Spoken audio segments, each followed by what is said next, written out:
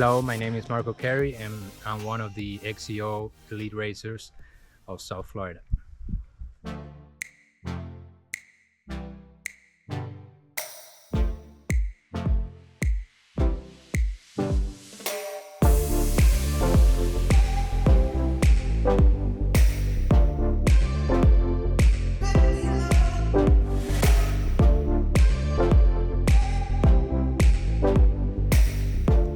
Good afternoon, everybody, and welcome to another episode of Hook, Line, and Shifter, brought to you by yours truly, Bob McCarty. So what do we got going on this week? We just came off of another weekend of racing for the Florida State Championship Series Round 5 over in Lakeland. Saturday was a short track, and Sunday was the cross country. I'll get into details of that a little bit later on. But man, what an amazing week for myself. Trying to get ready for Africa. I'm headed back in 2026 to the ABSA Cape Epic, March 15th through 22nd, 8 days of racing. Tell you what, the grind has begun. I think I've got 18 or 19 weeks of training ahead of me to get ready for this incredible event. Doing it with my partner Randy, did it in 2019 with him, and we're waiting for him to turn 50. He turns 50 in January, or 50 in 2026, which means we can go there racing as a 50-year-old category. In 2019, we finished 6th overall. So in 2026, going back there in 50, both of us are still in pretty good shape. So let's hope for the best and go and throw down for 8 days of racing. Every week that goes on, I'll give a couple more details about what's expected. I can't do any of this without my fine sponsors, man. They keep me going. I hope you guys are supporting them also. Orchist Technologies, ESI Grips, U-Cycling, MASH Mobile Vet, POC Helmets, NV Wheels, Pirelli Tires, and of course, Absolute Black. Make sure to use that discount code HLS2025 to get yourself 20% off site-wide. All right, so this past weekend, we were over in Lakeland for the Florida State Championship Series. Short track on Saturday, cross country on Sunday. The short track on Saturday. Let's talk a little bit about short track racing. Man, I'll tell you what, it is an absolute sufferfest. In this case, it was the elites returning 17 and a half minutes of just dying out there. Short track racing, you got to have your eyes want to roll into the back of your head. Your chest wants to explode. Your lungs want to explode. Your heart wants to explode. Welcome to short track racing. Come to find out, I'm actually pretty good at it. I don't mind that, going to that next level of suffer. My opening quote, when that whistle blows, all your thoughts of comfort should be dismissed. It's now time to go to that place of extreme discomfort and thrive. There is nothing comfortable about short track racing. Come to find out, there's actually not a whole lot that's comfortable about cross country racing. Short track racing, you're suffering the entire time. Cross country racing, you're suffering probably for 60 or 70% of the time because you have to recover to be able to compete for that 75 to 95 minutes. In the short track race for the XC1 experts, Jonathan got the win. You'll see in an interview later with Marco Carrie how that whole thing played out. Jack got second. Mark wound up getting third. In the 40-plus category, Julio got himself a win. In the 50-plus, I got the win in that category. For XC2, the sport category, 19 to 39, Mark Delabertis got the win. Noah, one of my guys, wound up getting second place. 40 plus, Doug got himself a win. In 50 plus, Alex Duran got himself a win. And in the Open 60, Dick McDonald. For women, Darla Woodall pulled home another win for herself, Top Gear Racing, staying in the leader's jersey with her and Ryan Woodall. Couple atop those leader jerseys still.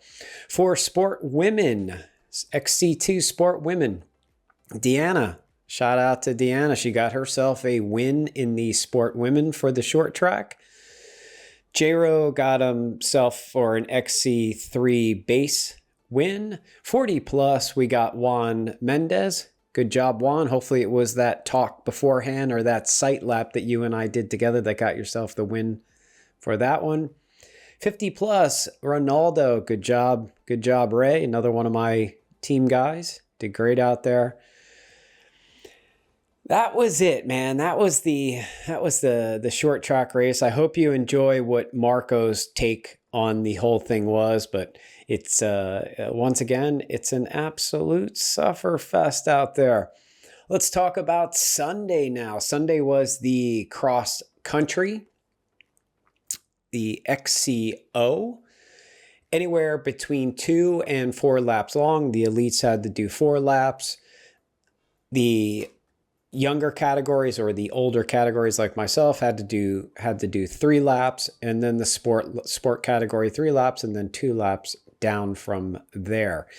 As far as the overall with the elites, Ryan got himself a win. Jonathan got second. Jack got third. Marco Carrie got fourth. Again, you're going to hear Marco talk a little bit about his race. In the 40 plus category, Carlos Pacheco wound up getting himself a win, edging out Eric and Julio. Julio picked up a third that round, still winds up in leading the overall category for the 40 plus. In the 50 plus, I wound up getting the win over Trent and Mike. They had a great race also. As far as the sport categories, Bryson got himself a win. Mark Delabertis wound up getting second. 40 plus, much like the short track race, Doug got himself another win in the 40 plus. In the 50 plus, Rod got himself a win. Haven't seen his name out in a whole lot of these races for the Florida State Series, but he wound up picking up himself a win. 60 plus, Troy Zimmerman, good friend of mine, crushed the category, killed it out there. Adam got second. Dick McDonald got third. Just because Troy got the win, I do believe that Dick is still leading the points category in that. For the women XC1 women category, Urani got herself a win. Carolyn Maddox second. And Pauline Dawkins got a third. Haven't seen Pauline on the series either. She came out and threw down a third. Carolyn, I think this is a high finish for her, up in second place. Name a name missing from the list, Darla Woodall. I saw her after the race was over with some scars or some cuts on her legs. I don't know if it looks as though she might have went down somewhere, but her name was not in the finish. Sport women, Lauren Roswell wound up getting the win there. XC3 base, J-Ro got himself another win. In the 40 plus category, Luis Angel Rodriguez got himself a win. Victor second, Jesus Gomez a third. In the 50 plus, Ronaldo hanging on to those wins. He got himself another win in the 50 plus category. And in the Clydesdale category, we got Nick got himself a win. And that's about it. That course was amazing. Lakeland is always an amazing place to try and race. So nevertheless, I told you all that I was going to have somebody different on every week from the Florida State Championship Series. And this week we have Marco Carrie. I don't know why I say it that way. Marco Carrie, one of my training partners, one of my fitness clients. Let's learn a little bit about what Marco Carrie is up to. All right. And as promised, we just wrapped up the Florida State Championship Series Round 5 in Lakeland, and I have none other than Marco Carrie on the show today. Currently, Marco is actually sitting in 9th place for the Florida State Championship Series, keeping in mind that he missed two races. The nature of the way the races work, you actually have a makeup race and a drop. So even though he's in ninth right now, I don't think he's going to finish out in ninth. Last weekend in Lakeland, he finished fourth in the XCO and third in the XCC. We'll get into all the details of that. In Roanoke, Virginia at Nationals, the XCO, he finished sixth. XCM, he finished seventh. And XCC, he finished seventh also. 2024, seventh overall in the elite category. And 2023, second in the sport category. So relatively new to the elite category, and I would say relatively new to cross country mountain biking. And we're going to learn a lot more about Marco in a few minutes. He is by far one of the fastest guys currently in Florida, and most of all, he's one of my strongest training partners that I have to attribute a lot of my success from chasing him around on a weekly basis. So welcome to the show, Marco Carrie. Thanks for coming with me today. Hey, Bob, how are you? And thank you for inviting me to your show. I really appreciate it. No, thank you for pushing me as hard as you do week in and week out. Tell me a little bit about you, or about yourself, or tell some of the fans about you. What is your background in cycling? Where are you from? All that good stuff. Let's hear what you got to offer. Yeah, well, I'm from Venezuela. I came here 8 years ago. I really never raced mountain bike. I do have a racing bike background, racing go-karts back then, but the bikes for me were just like just having fun, with friends and playing around with the bike. I had pretty much every kind of bike, but it was like just like a toy for me, like it wasn't. I didn't went into racing since I came here, and I started riding again, and like 2 or 3 years ago. Who got you into cycling here, into mountain biking? COVID. COVID, okay. Yeah. I bought my first bike after or during COVID, and I started riding at Marco Park. That's my closest park since I've been here in Florida. And then, meeting people at the park and different groups. I start just hitting the jumps and, the fun features. And as soon as I start getting, meeting different people, different groups, I start moving like a little bit more to the doing more miles, and I did my first XC race, I think in 2021, 2022. It was Okay. one of the Markham Park fun racing, race. I did Okay. a TBA race. And then after that, I started doing more and more miles, weekly miles. And then I started racing at the FSC. When 2023 was my first and FSC. you dove right into into sport. Back to the first race from one of the benefit races at Markham. What was that experience like for you? You did it as a team, so I'm assuming you might have done 2 or 3 laps. What was that experience like of being able just to go all out?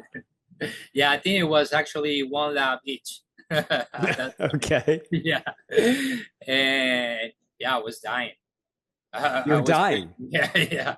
I mean, it's not, XC, even if you have the skills. At that time, I thought, oh, maybe, since I know how to ride a bike, probably it won't be that, that hard to do 1 lap. But yeah, especially when you're there and you're pushing, and you don't have experience, knowing how to pace you, you can burn out really fast. So yeah, I did just 1 lap, then we were 3. So I think we did 1 lap each, yeah, it was hard.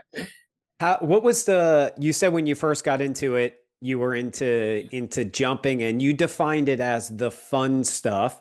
I'm going to question you a little bit later about the fun stuff that we actually do together now, but when you got your first mountain bike in COVID, what kind of bike was it and what made you dive into the fun stuff as opposed to actually hitting the trails and trying to put miles in? Was it just easier at that time? What was the reason for getting into it?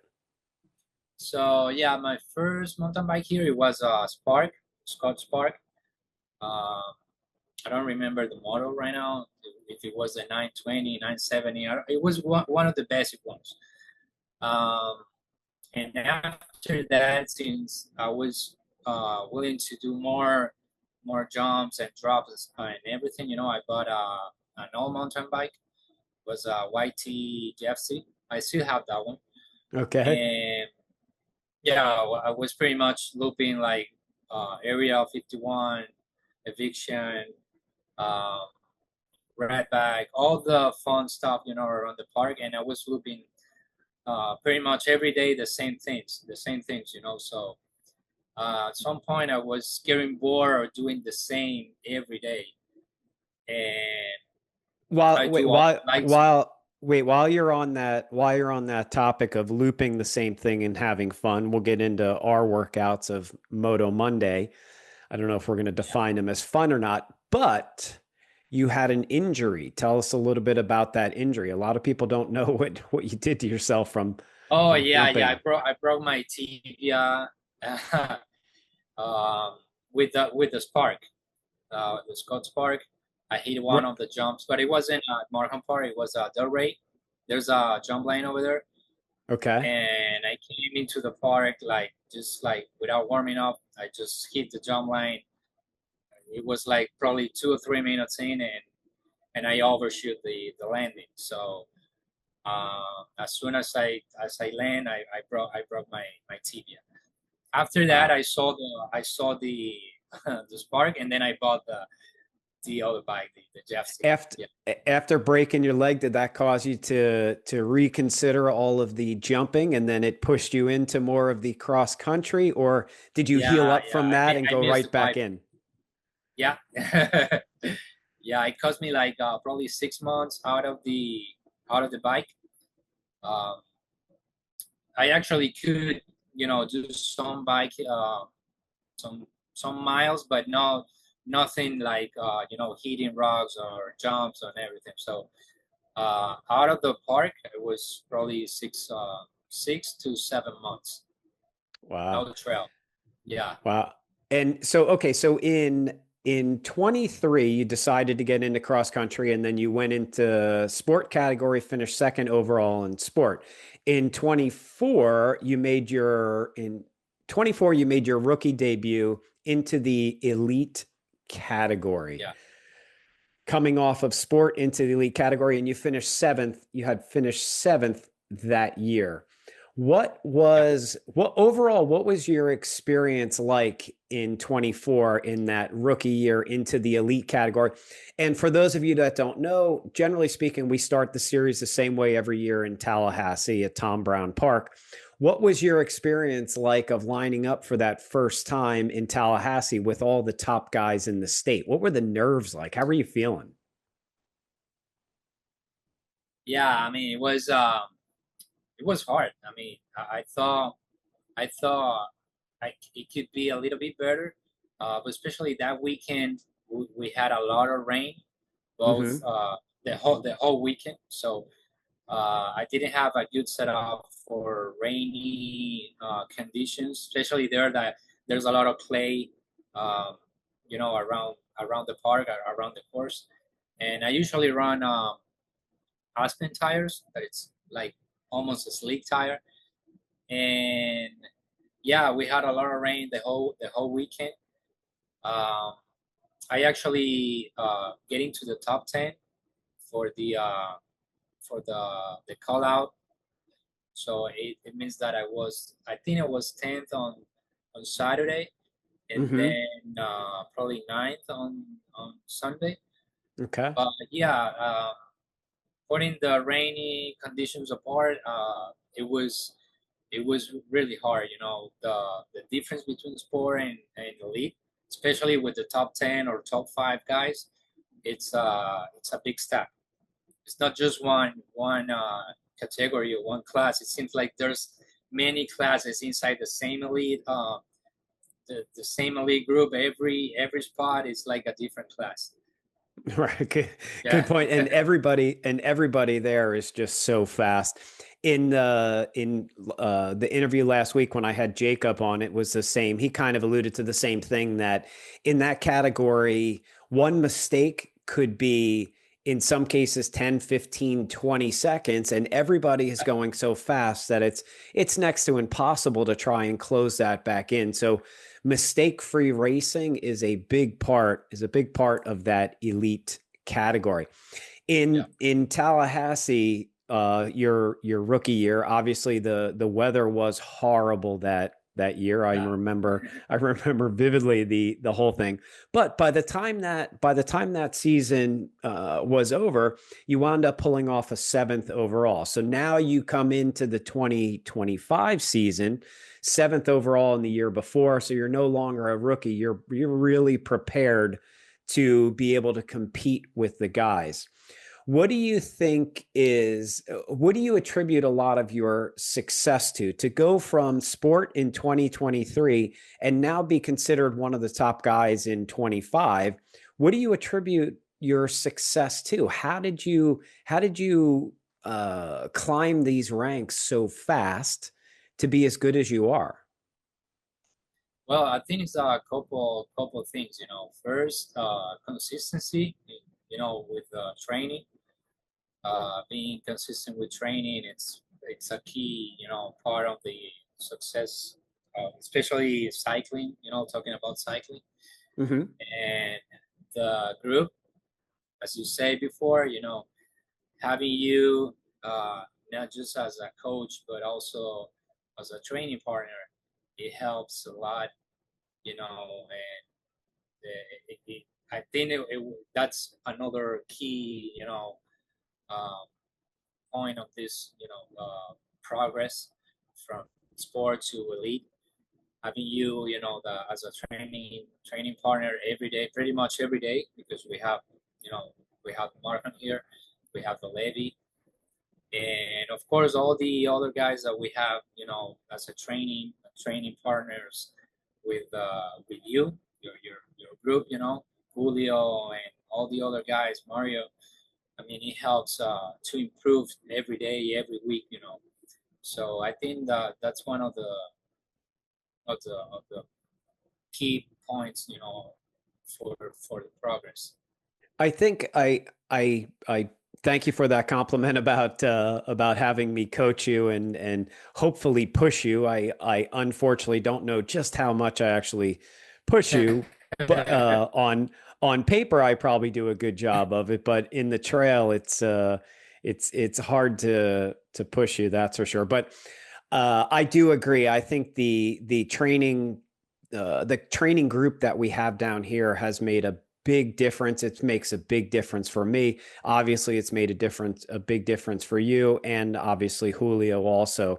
The three of us throwing down together on a regular basis has made a big difference in keeping me around at my age at this point in my career, and hopefully progressing you further in your career. I had mentioned that you took part in nationals this year in Roanoke, Virginia for XCO, the Olympic shorter race, marathon, the longer race, and then a short track racing. Tell me what it was like lining up at nationals compared to lining up at a Florida State Series race. And it's funny that you had mentioned about the conditions. One of the thoughts I was having about Tallahassee was the conditions that you guys actually had to race in Roanoke for the cross country race, which was absolutely horrendous. I actually have a picture of it. I'll put it up I'll put it up after we get through this about what your bike looked like after you crossed the finish line. But tell us about what that experience was like lining up for the first time at the national level for all three events.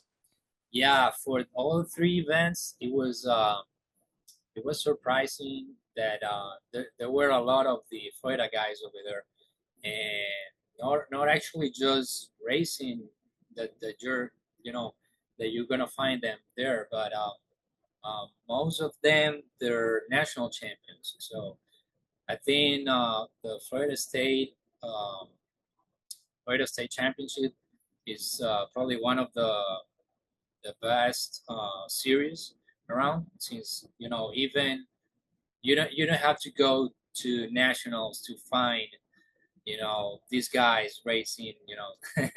It means that every time you line up for an FSC, you will line up with a couple of national champions too. So I think there's a pretty good level here, and they actually did really well. I don't know, I don't remember right now the results, but many of them they got a good spots. I Yeah, think Jake won, we had a right? lot of good Jake, podium, yeah, good yeah, podium finishes this year yeah, again. It's nice of you to compliment the Florida athletes compared to the national ones, and I couldn't agree with you more, man. Most of the when Florida guys are going to show up to nationals, they generally do pretty good. yeah. What is your goals over the next 10 years or 5 years? Where do you see yourself in this sport? What do you want to progress to? And is getting a Florida State elite title or multiple titles or national titles, what do you foresee in your future? Oh yeah.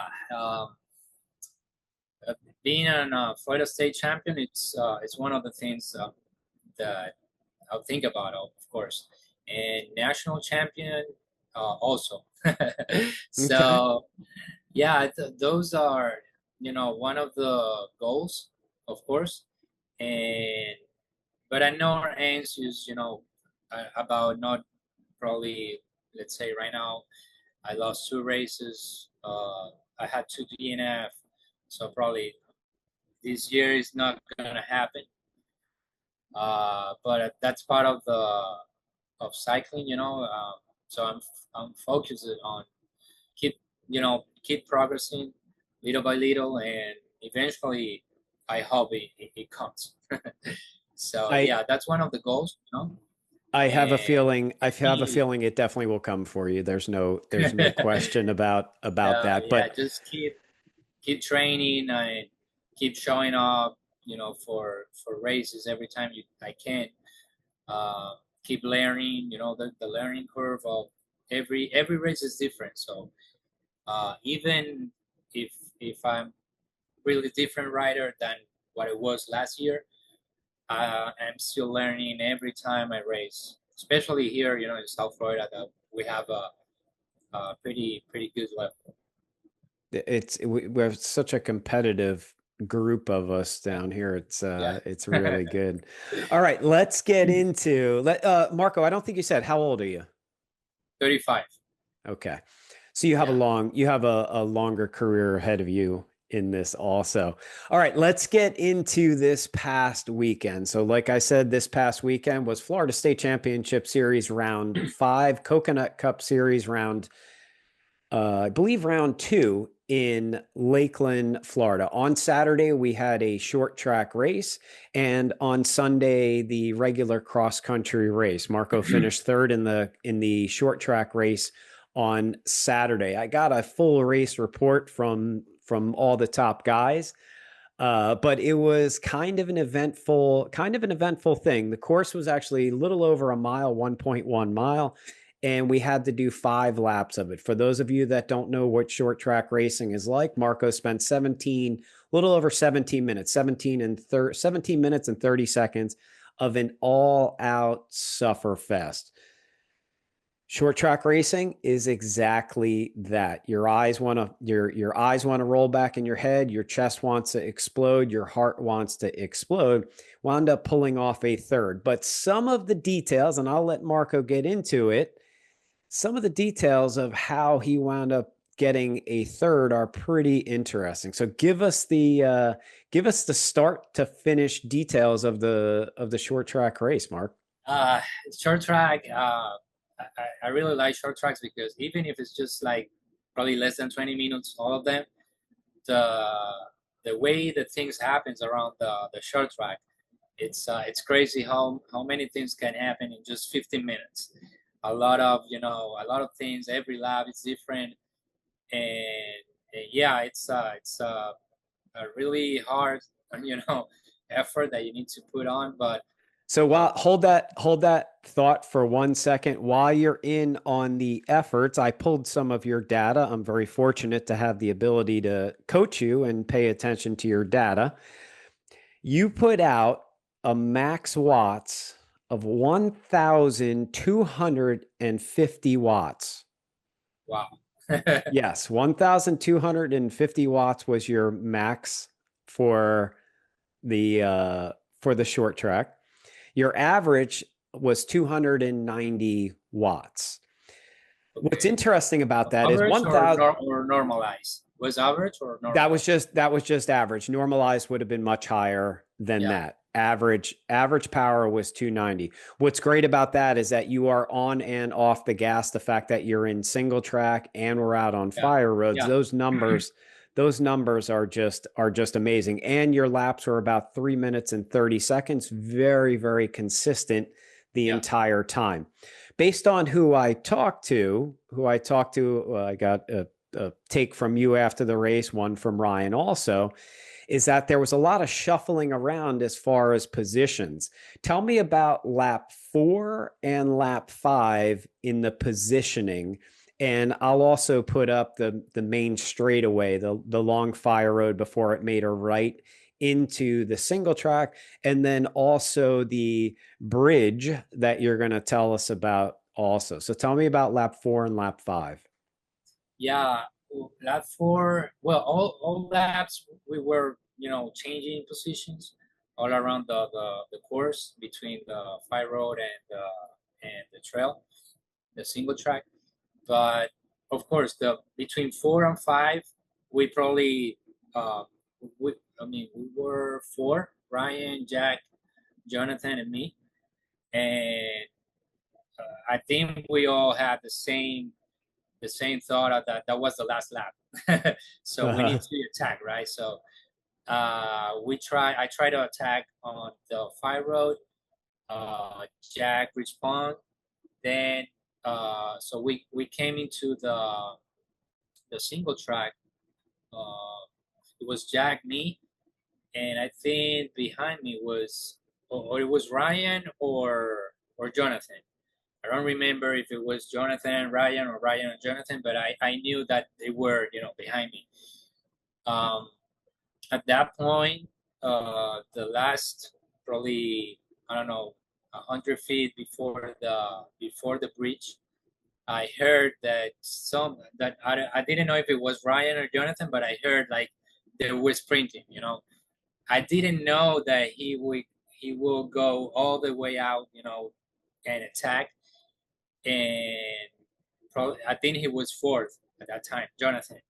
So he attacked, and he that was the winning move because Mm-hmm. after that, he got into the front, and there was no more room for another spot and attack again. I try to attack Jack on the grass, before the finish, but it was a sprint finish, but he won the second place. So I came into third and Ryan fourth. Yeah, I watched at the beginning of it. I watched a lot of it go down. I was in front of the group that was behind you guys.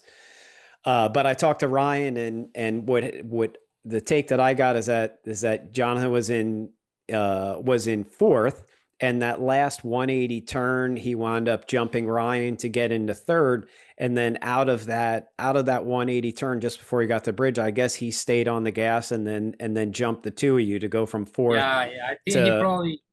I didn't talk to him about that. Um, he made open the gas just to try to get on one position. But maybe he saw that he got enough, momentum and keep just open the gas Just and wait, continued. just let it happen. Yeah.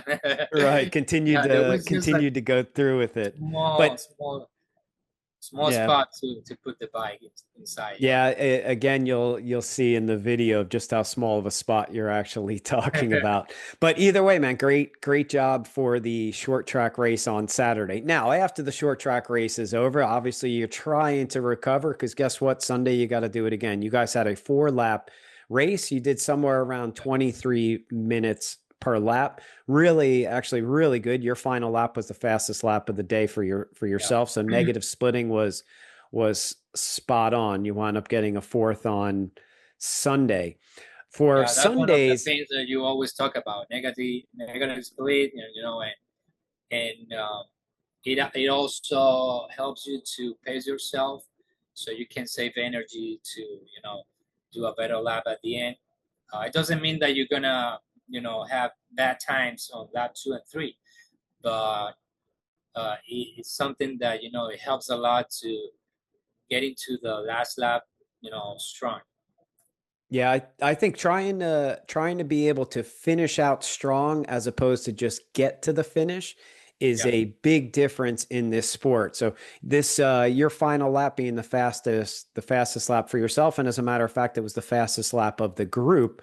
We have individual times that reflect your actual time, and you did have the fastest final lap. Everybody, I don't know necessarily know why, but a lot of people at Lakeland did a very good job with lap times, meaning not necessarily negative splitting, but they came across flat also. So not really positive splitting. And when I refer to this, I'm talking about maybe the top 5 people in most of the classes. So I don't know if the course is cleaned up or not, or if it's the fact that negative splitting, the conversation of negative splitting is starting to carry some momentum. But you definitely did a good yeah, job with it. I want to talk about your start. You missed a pet, or you crossed wheels with somebody on the start and yeah. were dead last. Before you get into the details of it, I decided to pull the data on that one also. You can get in the details of it. I pulled the data of it. In that case, you screwed up the start off the line. You put out 1,230 watts on that whole shot to get yourself from where you're at to, in essence, where you're going to tell us you were at. But the important part was you held 755 watts for 35 seconds on the whole shot.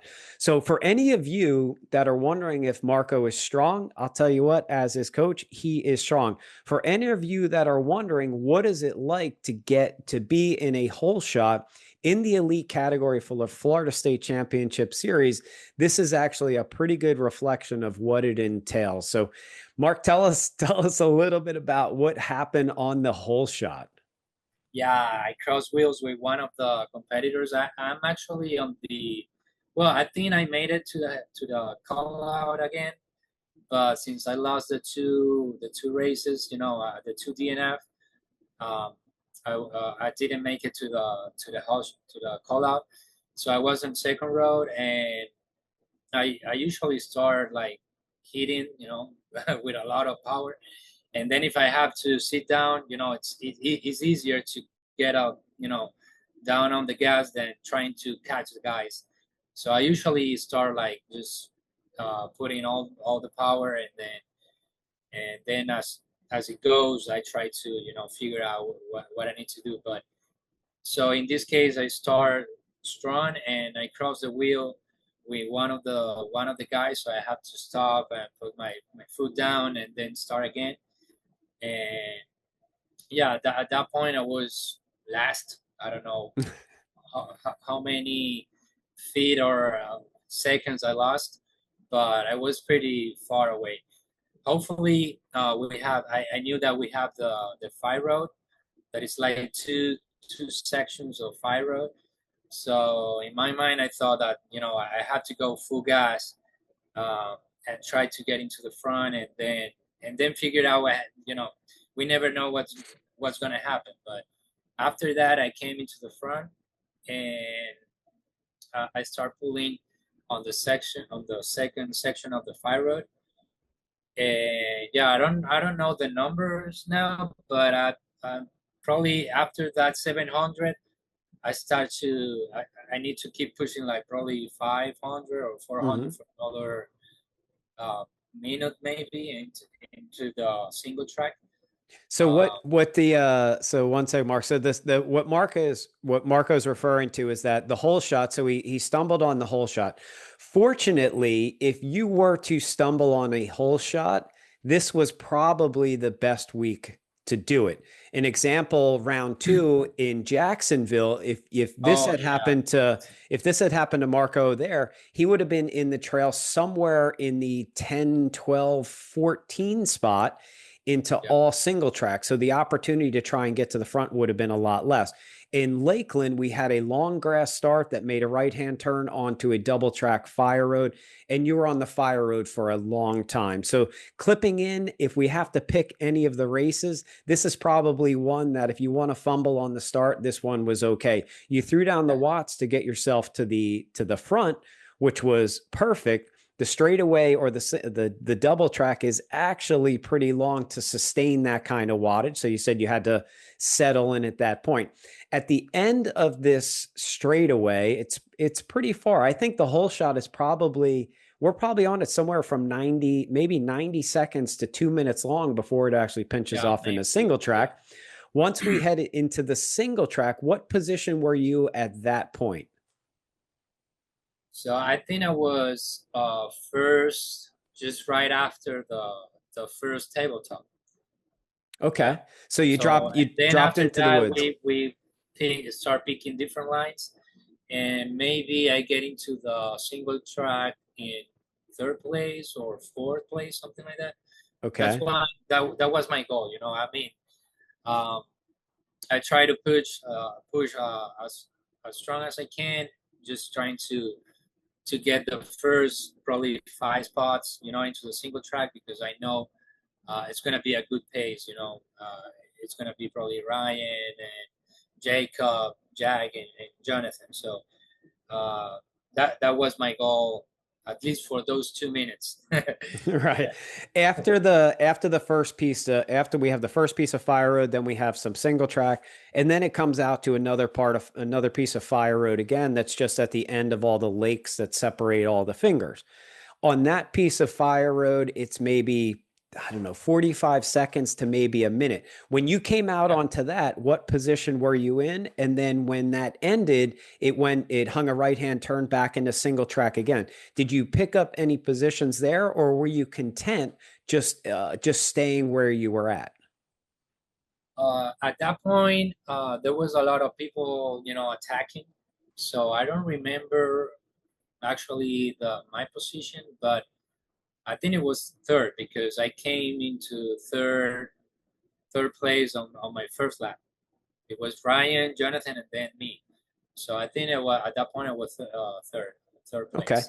At that point where you were you clearly know who your competitors are. You have an idea of where you should be. So having Jonathan and Ryan and yourself, were you content at staying where you were at and seeing how that plays out? And then when the end of lap one, you go back out essentially to the same place that you did your whole shot onto the fire road to do all of this again. You guys were I'm assuming we're starting to get away from the group, thinning everything out and kind of knowing who you're racing with at that point. At the start of lap two now on that fire road, again, did you just sit third wheel and let everybody do the thing, or did you make any efforts to go to the front? Knowing what I know about you and how strong you are actually in single track, at the end of the fire road when you're about to drop into the single track again, did you want to be in front, or was the pace good enough for you to sit where you were at, or did you feel like you're getting held up in the single track again because as good as you are with skills? Yeah, you're talking about the second lap. Yeah, the second lap now Yeah. heading out the fire So road. after after the first lap, there was already a gap. I made two mistakes. and I was really close to Jonathan and Ryan. And there's a lot of climbing, and on one of those climbs I was following one of them. I don't remember if it was Ryan or Jonathan. I was too close, so I had to correct a little bit, a little of brake check, trying to not to crash into the wheel, and I had to put my foot down again, and that was the first gap. And then I closed it. I closed the gap. After I closed the gap, I think it was Ryan in front. He um, he started hitting on the gas pretty pretty well. I think the second lap was probably faster than the first one. I don't Mm-hmm. remember right now, but I know the second or the third lap it was a really good lap for him. And then I lost. I couldn't keep the pace at that point because I was trying to recover from the gap that I had to close. Mm-hmm. So on lap two, probably half of lap two, I don't remember honestly. I know I was alone between lap two and three. How do you So how do you handle, because I actually get this a lot from people, that the term of just kind of getting lost because nobody else is around. At that point, what is your mentality about not having anybody else around you, yet you're trying to race forward, yet you're concerned about who is behind you? What is the driving force when nobody's around you at the moment?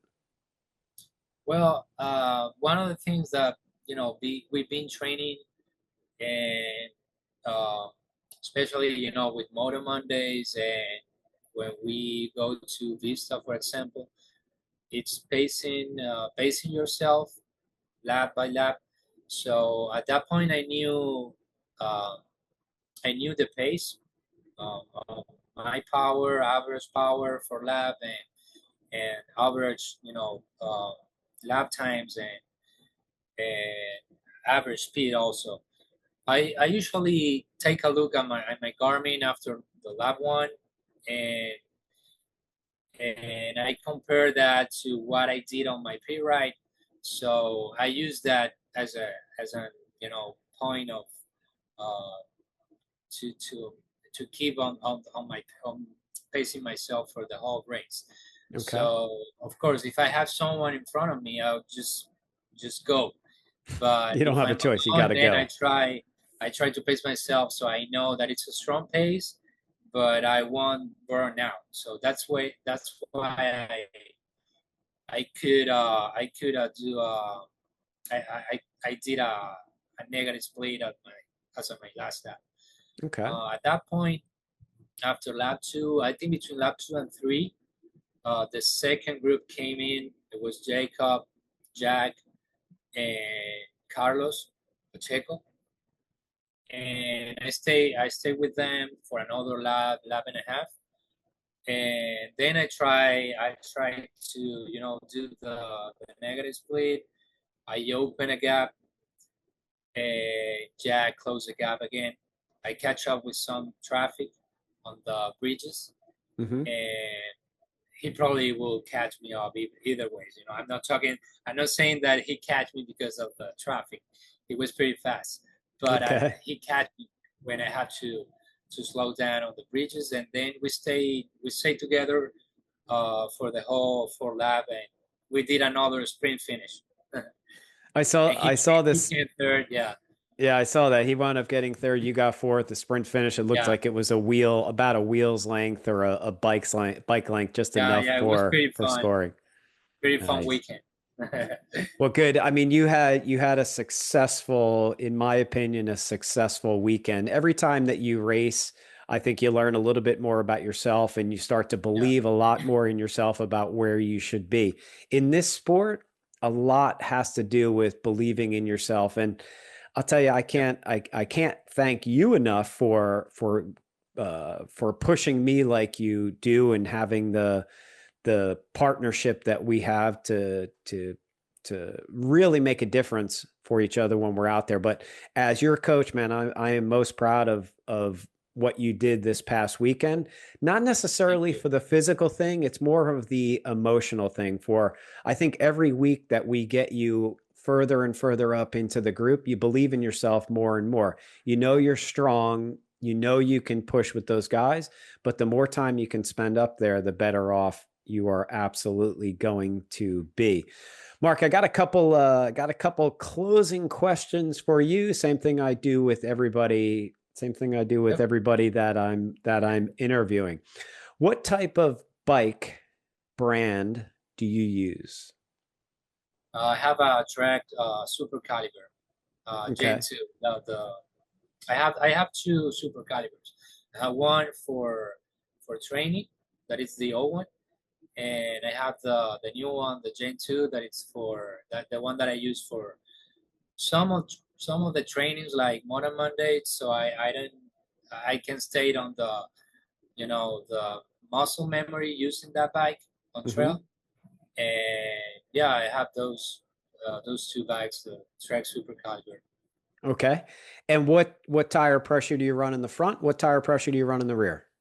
So usually I start with 18, 16, but that's like a starting point for me. I do a pre-ride every race. I do a pre-ride. I try to do like a hot lap, not necessarily like an FSC pace, but something close to a race pace. And if I have to adjust it, then I usually lower down 2 psi's, 2 psi on the front and one on the rear, Okay. depending on the track. If it's loose or if we have a lot of berms, I stay with 18 on the rear, so that way I can push the bike harder The on the berms. Yeah. Yeah, so based on the fact that I ride with you so much, I love this. I love this tire pressure conversation because you are a handler. You're not afraid to jump. You have a good time on that bike and manipulate the tire pressure based on tire roll. How hard Marco rails some of these corners. You can't run the numbers that we're used to running. Let's say that 14, 15, 16. If the course warrants it and you're going to rail the shit out of some of the corners, that 15, 16 ain't going to cut it. You might have to go up a psi or two because you're afraid of blowing the tire off the rim. The But rim. you definitely know how to manipulate that tire pressure based on your skill set and based on the course conditions. How many? I know the answer to this, but your fans don't. How many hours a week do you train? Well, it depends on the season.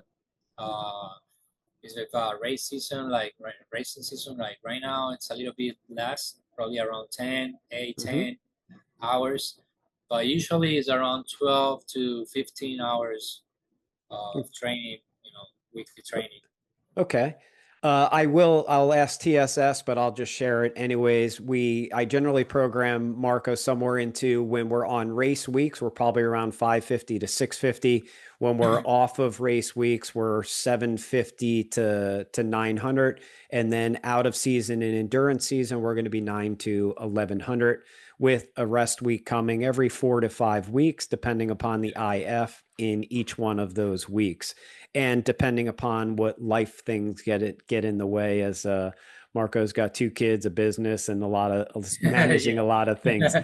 Miles also, I'll answer that for Marco, somewhere around 150 to 200 miles a week. We have our weekly training rides together where it's 50 or 60 miles 2 mornings of the week, and then the regular trainings that he puts in from there at about 2 hours a session. I also ask about injuries. You clearly talked about the leg one back in 2022, I think it was, or 21. 20, I think it was 21. In Yeah, 21, the leg injury. Any 22. other ones from there that you want to share with us? Oh yeah, I broke my collarbone too. Okay, where did you do that? Colorado, Trestle. Yeah, Okay, yeah, it was. jumping something Yeah, stupid. of course. Yeah. Nice. Yeah, What that is was your another mistake was, um, we usually, before racing, I used to went to Trestle like every year, and we went for the whole weekend. There was a Sunday 5 p.m. and it was the last gondola, and I went. I mean, I was alone at that time because all the other guys they were tired because, and also we had the plane the same day, so Okay. I stay riding, until I can, and of course, And it was the I last, it didn't was the feel like last. it was tired, but at some point probably I missed one of the jumps, and I went OTB and broke my collarbone. Plated or healed naturally? No, played it. Okay. Welcome to the club. Yeah. Is there anybody in your short career that you've had? Is there anybody that is a favorite athlete or role model? Anybody for you that has helped you uh, stay focused in wanting to do this sport that is relentless? Oh wow, yeah. Thing is, there's many people that help me to stay on the stay focused on the progress. One of the guys is you, of course, Thank you. and um, I think every athlete uh, that's been racing against me or racing with me is it helped me a little bit, of every athlete that I've been racing. It helps to keep me on track. All I right. learn about everyone at least a little bit. Right. You take a little bit from everybody. Good Yeah. good answer there. If any of the fans want to follow you, tell me about Strava, Facebook, Instagram. What are your handles there? I know you are on Strava, correct? Yeah, yeah, Okay, yeah, because I've gotten a lot of feedback. I'm not on Strava, but I've gotten a lot of feedback from people that tell me how much your name actually shows up yeah. on that thing. Yeah, But yeah. what I is had the how can anybody follow you? Yeah, on Strava. I mean, I think it's the same Marco Carrie. I don't remember right now if there's a dash or something, but Okay. it's my name. The same for Instagram and Facebook. All And Marco yeah, Carrie. Okay. Strava. I had Strava. Uh, I actually started with Strava. I didn't have a Garmin before, so that was um, when I started writing on Markham. That was the first app that I used to keep track of my not training at that time, but at least knowing if I was going, faster on a single uh, Hmm. a section of the park, and that was one of my challenges at that time, trying to beat myself every time I I came into the park. I was looking, at the numbers Of for the every segments. section of the park. So yeah, I think I had Strava since I started riding at Markham. So When when we our Moto Monday is another one of our training days together. And last night we yeah, had our Moto Monday again. And man, I swore with the laps that you were throwing down last night that there's gotta be some Strava segments that you nailed last night. I don't yeah, know. I don't know if probably. you had a chance to look, but Not maybe yet. maybe later exactly later take a look and see if you nailed any of those Strava segments last night because man, you were flying out there. Marco, Yeah. is there any one piece of advice that you might want to share with an up and coming rider or an up and coming athlete that they can kind of look at you as a role model of your short window of success? What piece of advice might you give somebody that wants to be you in this sport? Um. Yeah. I think one of the advices could be being, always show up for your training schedule. Trying to follow your schedule. Trying to find a coach. Of course, it's something that it's key. On your progress as a cyclist. Uh, Before having you as a coach, I was just riding random, like I didn't know how to do. I didn't know what it was an interval or what it was the power, my many things, you know. So one of the things is finding a coach, of course, and trying to be consistent with your training and showing up for races, of course. I mean, because every race is something, it's different, and it's gonna, you know, you can learn a lot from every race. It could be here, it could be I mean, the local races or the Florida State, whatever you can. But signing up for races is something that is gonna teach you a lot about the sport. Right. So getting yourself a coach, holding yourself accountable, showing up at Yeah, rides yeah, and racing in motocross terms. We always use the term, there's nothing that replaces gate drops. The more yep. you can race, the more you're going to learn. Marco, is there anybody that helps you do what it is that you do on the bike? And tell me about your team, about your next gen team that you're part of. You talking about mechanic or something? No, your team that you Oh, race my for. team. Oh, yeah, Yep. yeah. Next year, I've been racing with them since I started racing. You know, sport. Well, next year it came after, or MRG. That is the main group. I've been racing with them since I started racing. XC2, sport. Uh, right now, since last year, we have Next Gen that it's a store, and it's a pretty good group, of riders. This year we have actually Jonathan, and we used to have also Angel. Mhm. There are two strong elite riders. So yeah, XN it's been with us this year, and it's been a great relationship, in terms of sporting, and also, since they have the store, they help us a lot with parts, for the bikes. Nice. It's a great group of guys. You dropped Angel's name. Angel unfortunately had to abandon the series from uh, a family issue. He will be back next year to compete with you guys again. Where is that shop located? It's Doral. Okay. Yeah. Okay. Any other sponsors that you wanna plug on the show today? Oh, well, we have the Next Gen, and yeah, I don't remember all the sponsor. Maybe I can forgot something, but we have Kuno, that it's Okay. some bars, and we have Capricer, that is a restaurant, and we have I think another three or four. I don't remember all the names right now, but you can find all the sponsors uh, on the Next Gen,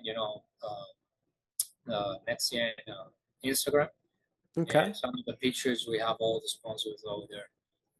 If anybody has the opportunity to come out to the racing and come out to the races and watch Mark, the team is Next Gen Blue and White, or White and Blue kits. All those guys are out there, are really fast, super nice to try and talk to. Once again, Marco, I greatly appreciate you coming and hanging out with me today on Hook, Line, and Shifter. I'm proud to call you a friend. I'm proud to call you a Thank teammate. I'm you. proud to call you a client. But most of all, I'm proud of the fact that you are part of keeping me driven in this sport, because chasing your fast self every week is no easy task. But I'll tell you what, I absolutely love it. So once again, Marco, thank you so much for coming on Hook, Line, and Shifter today. I look forward to seeing you. We're off this weekend. I look forward to seeing you. Well, hell, Thursday morning. Yeah. Thursday morning, I gotta go out and Yeah. train a good 60 miles with you. So I look forward to that. But once again, thanks for coming on the show. Thank you, Bob. Thank you. Be well, buddy. What a good interview with Marco Carrie there. It's such a talented guy, coming very, very new to the sport. Amazing athlete, keeps me pushing out there when we're training together. So hopefully you learned a thing or two about Marco and about his racecraft and his training schedule. Next up, we got a full lap of Carter Road. We call it Carter Road. That's the street that it's off of. But it's called Lakeland, Loyce Harpe Park, whatever you want to call it.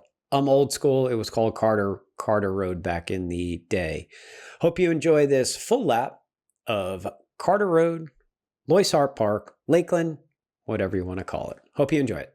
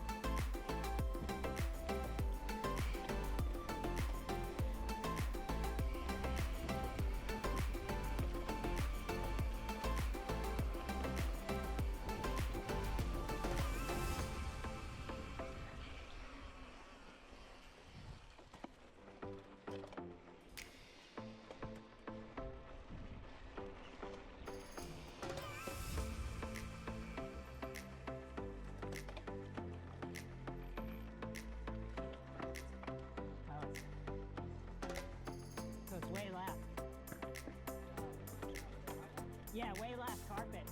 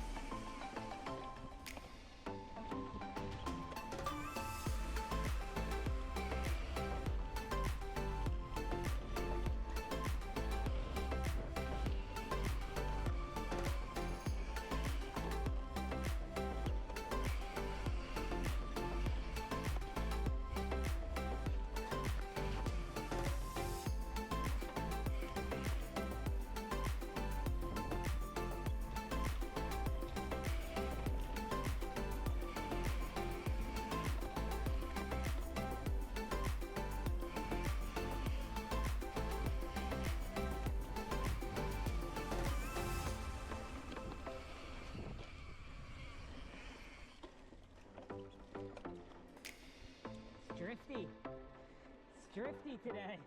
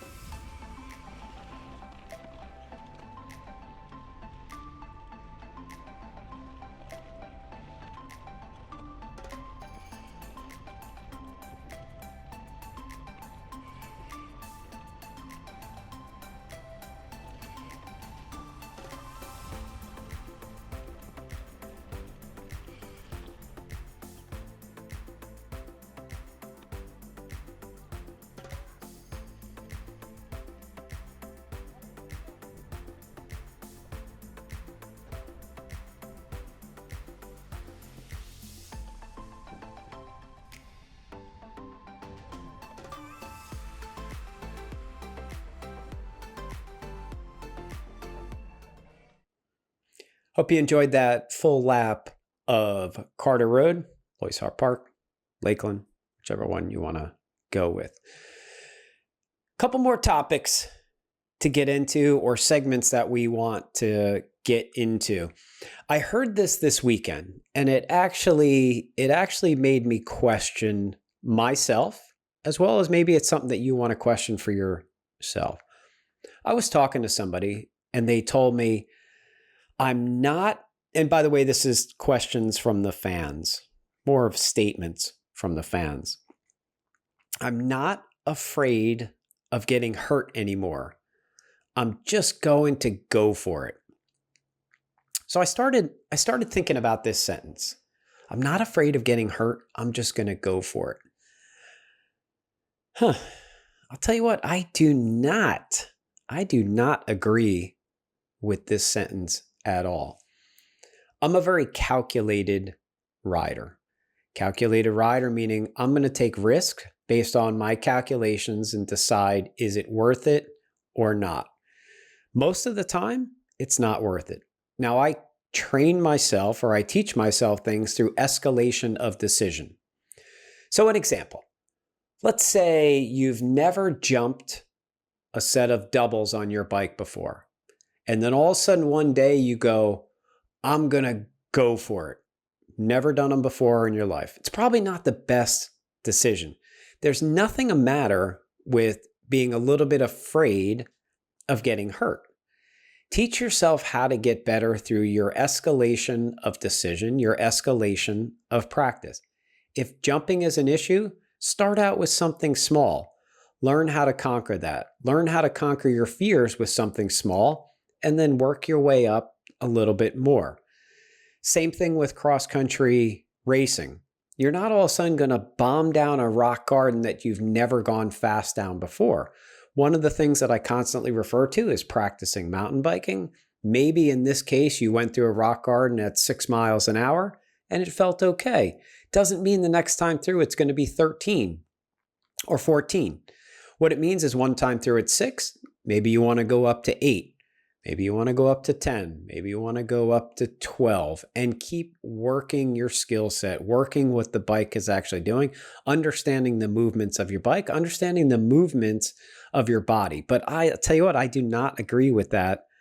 I'm not afraid of getting hurt anymore. Everybody's afraid of getting hurt. Don't be one of them foolish people to say I'm not afraid of getting hurt. Everybody is afraid of getting hurt. Don't let it shut down what it is that you're doing, but also learn, escalate, learn how to be better on your bike through small micro decisions to get a little bit better, a little bit faster, a little bit safer. 3 things that I always refer to is I want to be safe, confident, and in control on my bike. I'm never going to talk about how fast I am. I'm going to talk about being safe, confident, and in control. Every single time I ride the bike, those are the 3 topics that I focus in on. If I can be safe, confident, and in control, something is probably going to happen. Maybe I'll choose to go a little bit faster, but I never neglect those 3 topics. I mentioned this one in my show last week. Offensive versus defensive riding. Offensive versus defensive riding. Defensive riding simply means you look around the trail at everything out there that wants to hurt you. Offensive riding is you're staring at the trail and you're looking for things inside the trail that is going to help your ride. An example, you see a tree off in the distance and you go, I don't want to hit that. I don't want my hand to hit that. So you wind up putting your hand a foot away from the tree, causing some sort of deviation in the trail or veering around a tree. Defensive riding, I hope my hand doesn't hit that tree.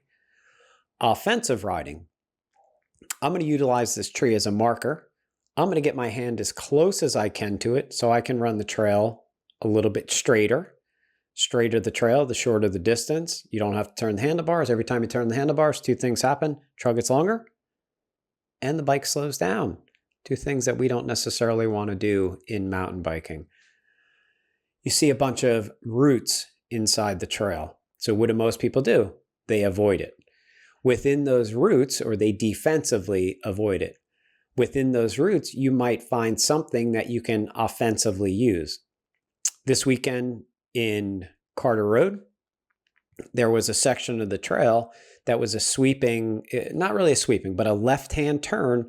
And there was a route that I chose to not avoid it, but I chose to use it offensively, put my tire underneath the route and use that to help the bike corner. By putting the front tire underneath it, I was guaranteed that the bike wasn't going to slide out from underneath me.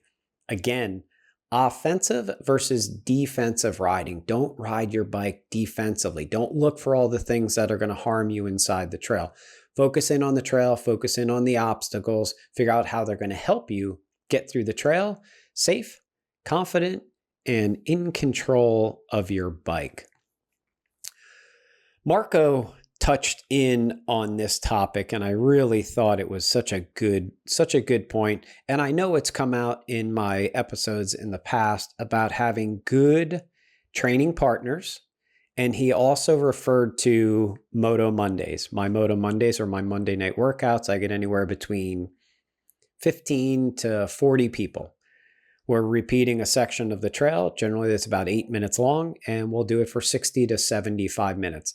Lap after lap after lap. This young lady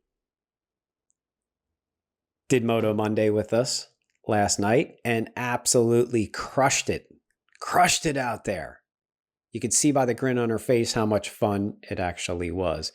You can see by the dirt on her face how much fun it actually was. Very proud of that young lady for all of her efforts in training and trying to be better in the sport, coming out to my Moto Monday workouts. Amazing young athlete with a great future ahead of her. Training partners are the key. Training partners, and like Marco said, holding yourself accountable to doing workouts, training day in, day out, week in, week out, month in, month out, and for years. You don't train hard today and you get fast tomorrow. You train again and again and again for hopes to get a little bit better. That's the art of training. That's the art of mountain biking. It's the art of racing. All right. Last section, our last segment. This one I love, and I say it every week. I absolutely love it. Woulda racing. Woulda racing. Bob, I woulda done a lot better if. So we got five. We got five woulda racing from this past weekend at Lakeland. And again, these might not have been said directly to me. Might just have been something, a conversation that I overheard. Number 5. It was too dusty and I couldn't breathe. It was too dusty and I couldn't breathe. Number 4. I struggled to pass people in the single track. I struggled to pass people in the single track. Number 3, which is tied to number 4, I got blocked by a lapper. Lapper means I caught up to somebody else in a different class and they wouldn't let me by.